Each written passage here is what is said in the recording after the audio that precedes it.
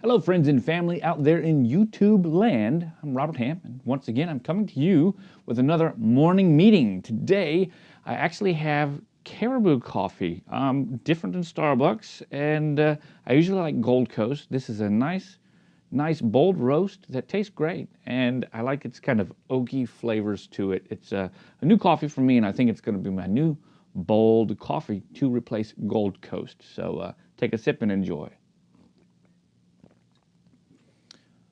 Welcome to the morning meeting. Today we're going to continue our conversation. Last time it was all about the gear, and gear is important because it helps you understand exactly what type of photographs you're going to be able to take most easily, because the gear is what helps you with your artistic vision.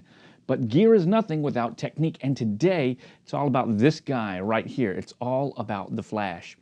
Now the flash is important because many photographers kind of shy away from flash. There's a lot of systems out there that help photographers get a really good exposure, specifically through the lens metering, which will meter through the lens of your camera and help automatically adjust the flash. This is known as TTL through the lens, and it helps lots of people. Some complaints about TTL metering is that the flash would not be as consistent from shot to shot, or the exposure would not be as consistent from shot to shot as just doing it manually. Well, no matter which system that you want to use, TTL or not, flash is a tool that can very much help your creative vision. And it does so by allowing you to give emphasis to different parts of the photo. If you're a wedding photographer like me, most times you want to have good exposure in all lighting conditions. If you're shooting outdoors and just allowing post-production to help bring your work into the fore, specifically for the raccoon eyes that you can get when shooting outdoors in direct harsh sunlight, then you're not really able to get the most out of that image that you take. The reason is using a flash, even directionally outdoors without a modifier, can be very, very helpful in getting rid of those underexposed areas under the eyes, under the jawline, by the nose, through the ear, just depending on how they are, even direct flash. But we're not talking about direct flash always on top of the camera. Now, right here, just at the beginning of the conversation, we've already gotten in real deep with flash. And this is one of the reasons that people kind of shy away from it. But I'm here to help. So let's go over just the basics, starting with what is flash. Flash, like this guy right here, is just a light amplifier. That's all it is. It amplifies the light in your scene for whatever reason that you would need, to add emphasis, to add creative structure, to add balance, or to completely overexpose or underexpose or rim light or whatever. Flash adds light. Now, most of the time, like when you're seeing me here, my face is very nicely lit. That's because we're able to light right now continuously with just small fluorescent bulbs, actually large fluorescent bulbs, one right here and one off to my side. And the one right here is kind of low, allowing for nice lighting to come up here. The other one over there is a little bit further away and allows for a larger spread, yet a softer tone. Generally with flash, the harsher the light source, the smaller the light source. So when you would get a flash like this, a small light source, you'd have pretty hard directional light. Even this flash is quite a bit larger as far as the actual strobe itself than the small itty bitty tiny little lights that come on most cameras or even cell phones. What happens is when you have hard light, you have unflattering tones, and you're able to see all of the imperfections in the skin. So lots of people associate flash with kind of amateuristic photos, especially when the flash is placed on the camera. There's some things you can do to get over that, and the first part is to use with your flash a light modifier.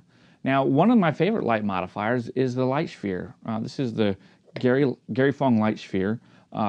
I've had quite a bit of luck using this. Actually, I wouldn't even say luck. I would say nice and consistent results. It gives me the ability to put this on top of my flash.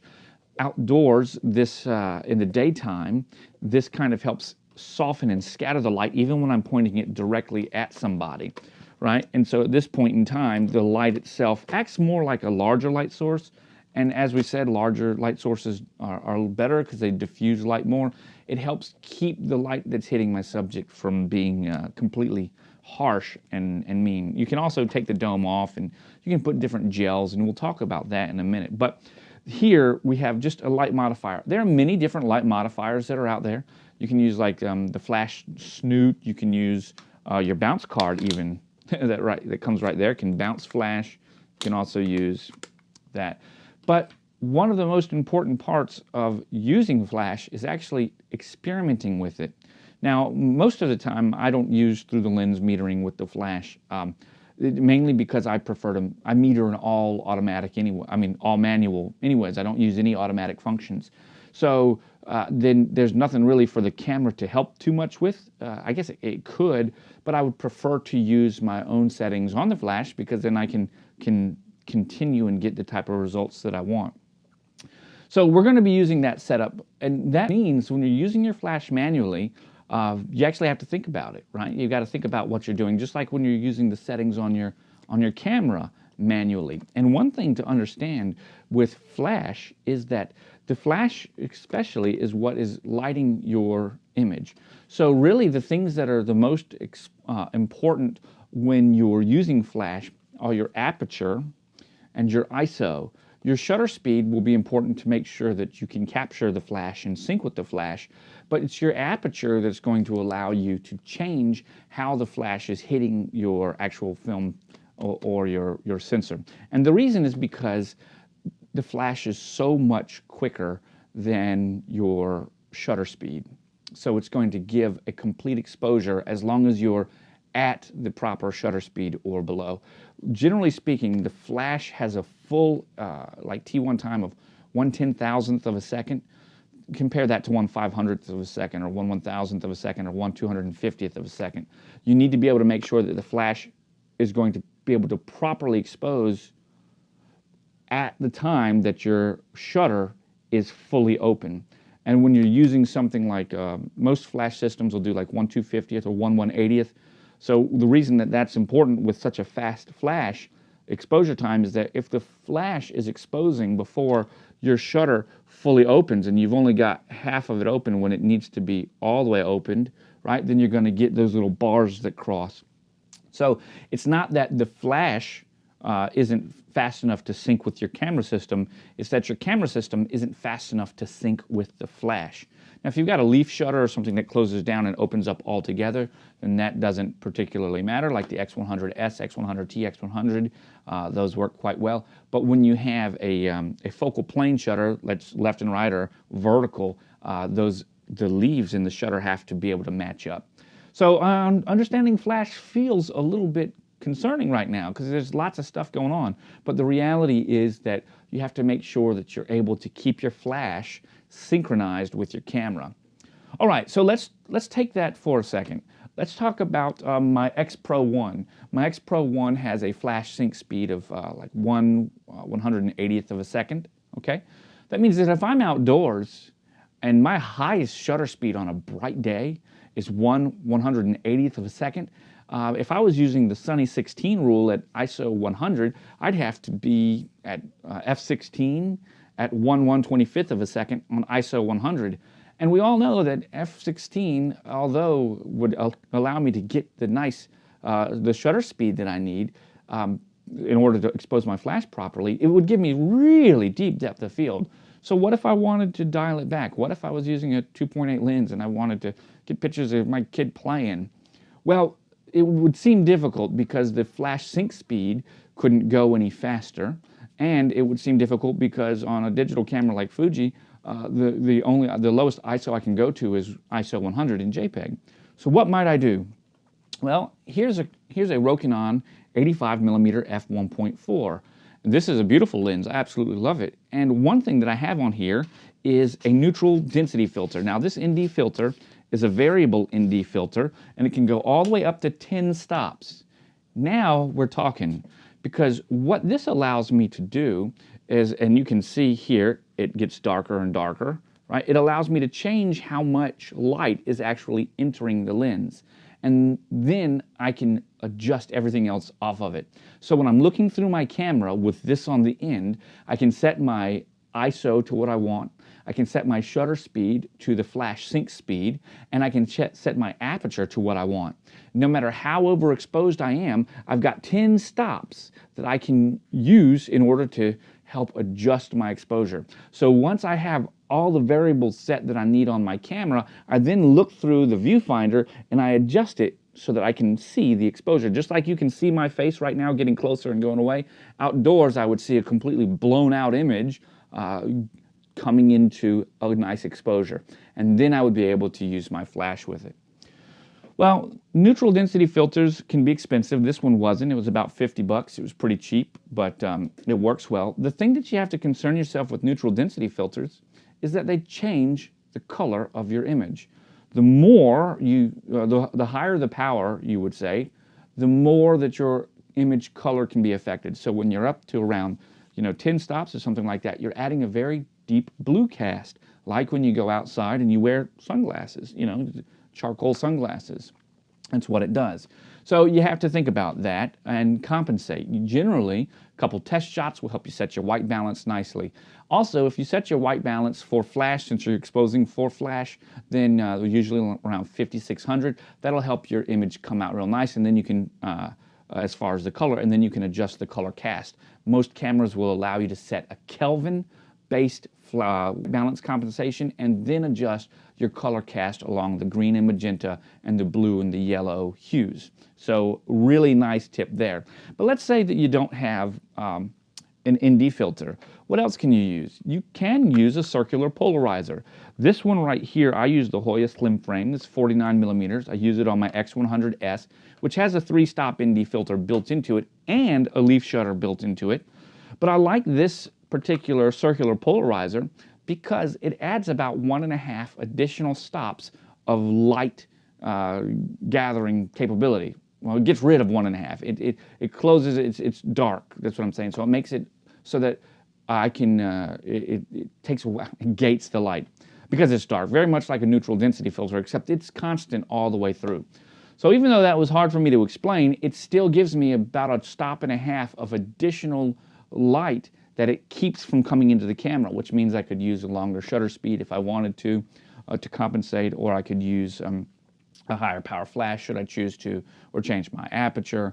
But anyways, what we're saying is, if normally you'd have to be at, a shutter speed of 2/50th, and you need to be down at 1.125th, this will definitely do it, because that would give you the 1.5 stops actually of light gathering capability that it would stop from entering into your camera. So you could very easily go from 1/250th down to 1/125th, actually down to about 1/180 or 1/80, and then you could adjust your aperture or you could adjust your ISO to equate.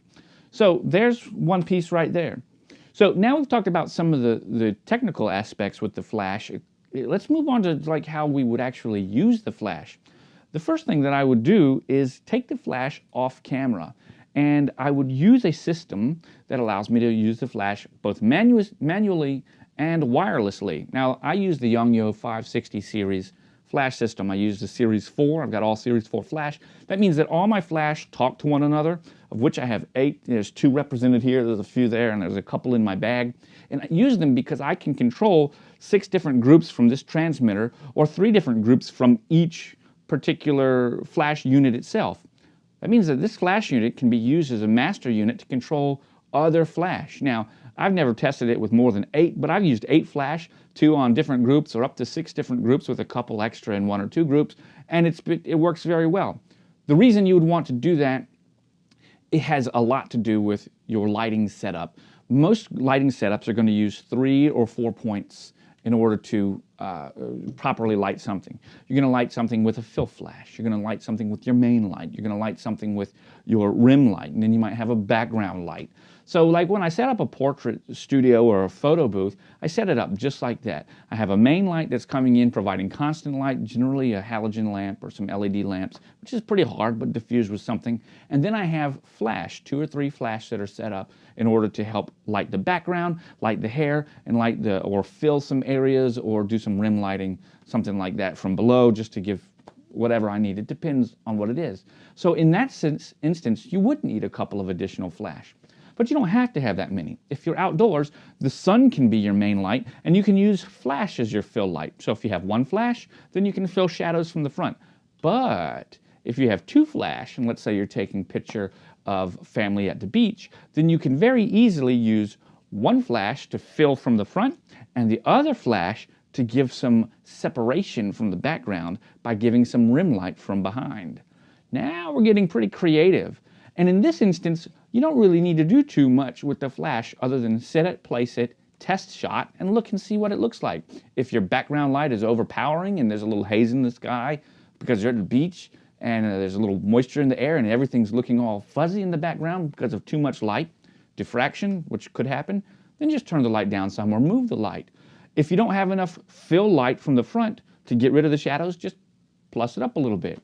Now you're going to have to test that out yourself, but generally speaking, when I'm at the beach, I'm on half to full power using my flash, and my flash are usually bare flash like this, on a light stand like this, usually 10 to 15 feet away from my subjects, and they're set to wide so that I can get a nice wide dispersion.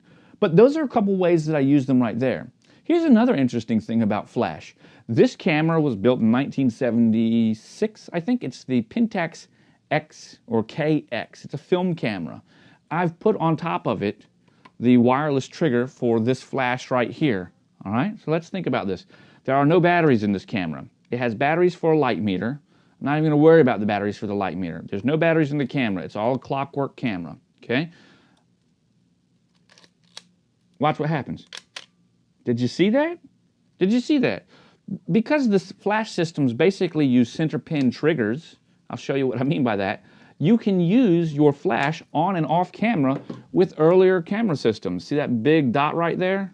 Well, it's talking to the center pin right here, okay? And the reason that that's important is that pretty much no matter where you go and what camera system that you would like to use, you can find a flash that's going to work with it.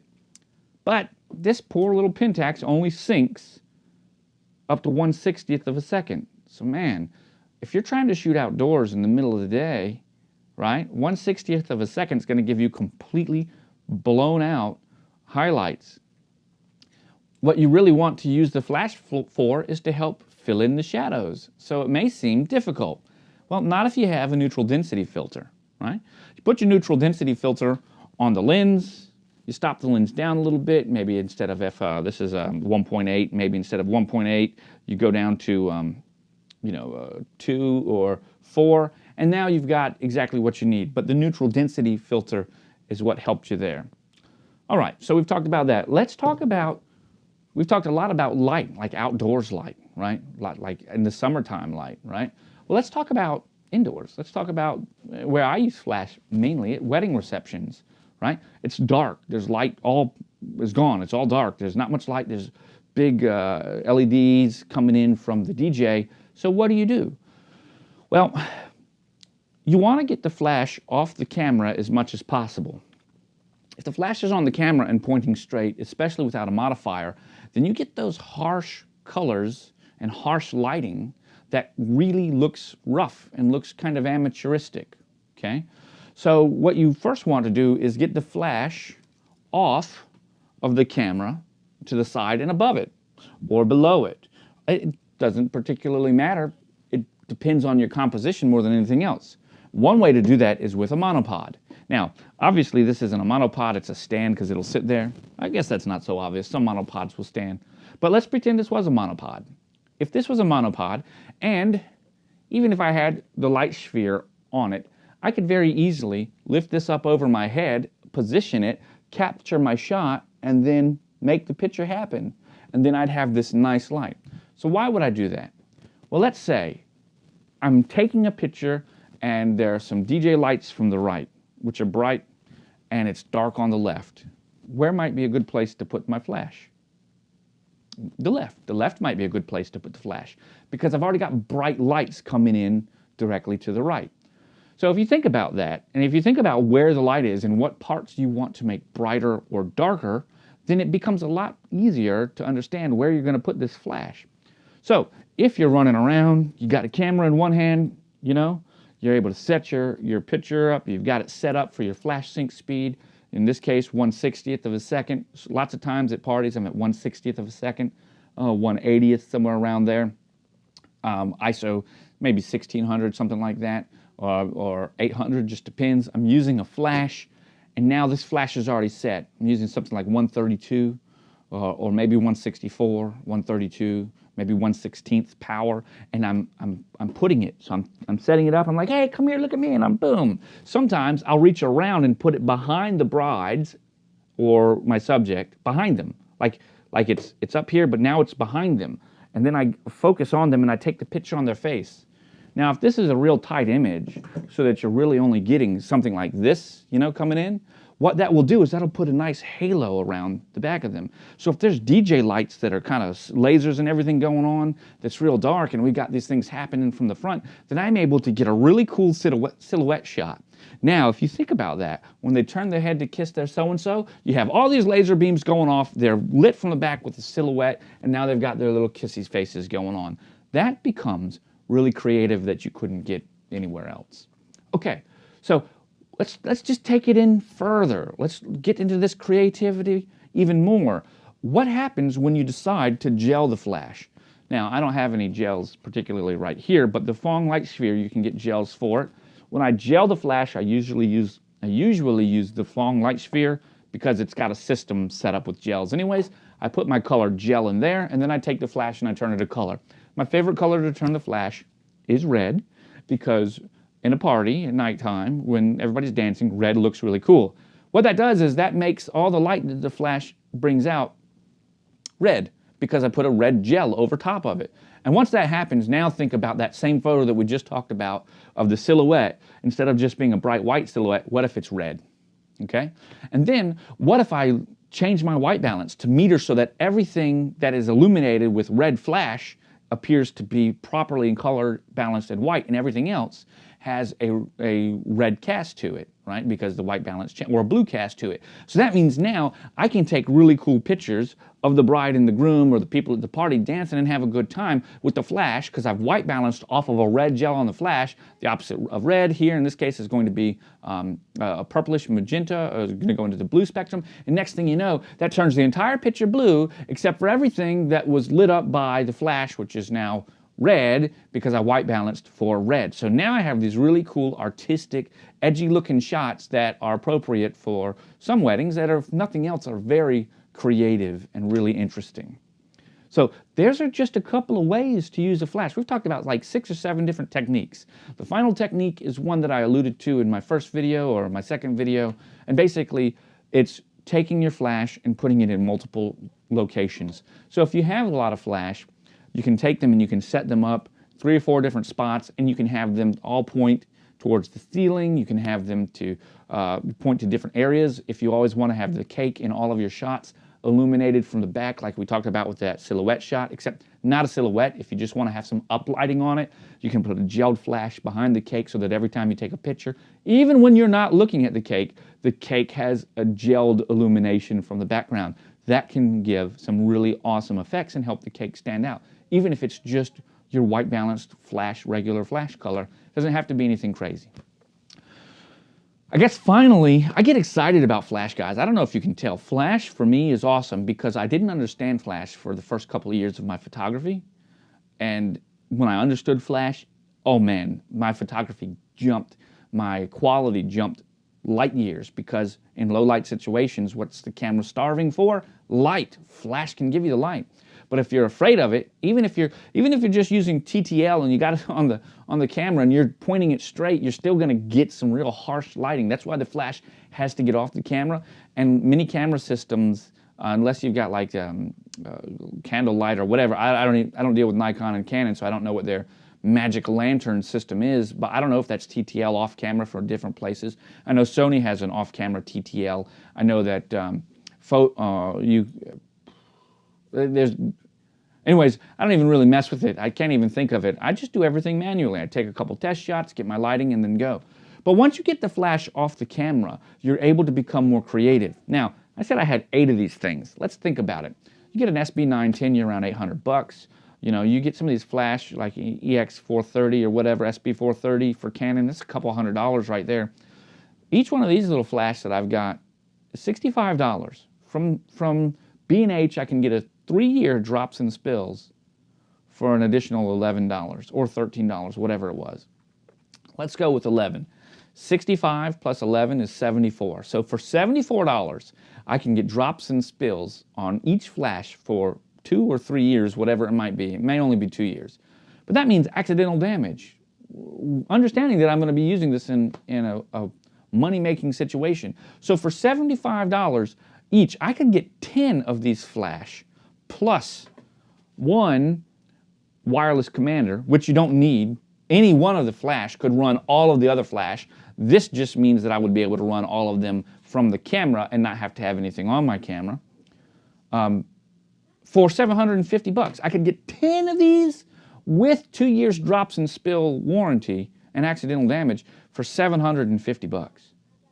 Now, that's not excessive. That's less than the price of most. That's less than the price of most flashes. I mean, you can't even get but a couple Pocket Wizards out there and a trigger for $300-400. I think Pocket Wizards, the cheapest ones are like $150 each, maybe $125, and that's just for something to trigger the flash. This has it built in. The last thing is build quality. You're going to say it's bad build quality because you think it's inexpensive, because it's made in China. I've been using these things for 3 years, 4 years consistently. I've had 2 go out on me since then, and I've had them exchanged. Didn't cost me anything. 2 out of 8. I guess I've ordered a total of 10. Over 3 years, 2. That's excellent. Now, if I don't know how you would equate that. What I'm saying is they're so inexpensive and they work well enough to continue on. Why not use them? And that's my suggestion to you. Go out there, go on Amazon or go on B&H, grab a couple of these flash, grab a pair of them, get the 2 flash and the wireless control, and just see exactly what you can start doing with your photography. Guys, I hope I have made you excited about flash. I know I absolutely am. And I hope that this has been helpful, and let me know what you think down in the comments below. These are the types of flash that I use all the time. You can check out my work at roberthamphotography.com, and you can see the type of really cool immersive images I'm able to get in otherwise completely dark situations. And they look great. So once again, I'm Robert Hamm with roberthamphotography.com. You can catch me over on Twitter at robhamphoto. You can find me on both Facebook and YouTube at /RobertHammPhotography. And I hope to see you next time. Thank you so much for watching. If this helped you, please like and subscribe. Smash those buttons. Share with your friends. I really would like some help growing the channel, and you could be part of that help.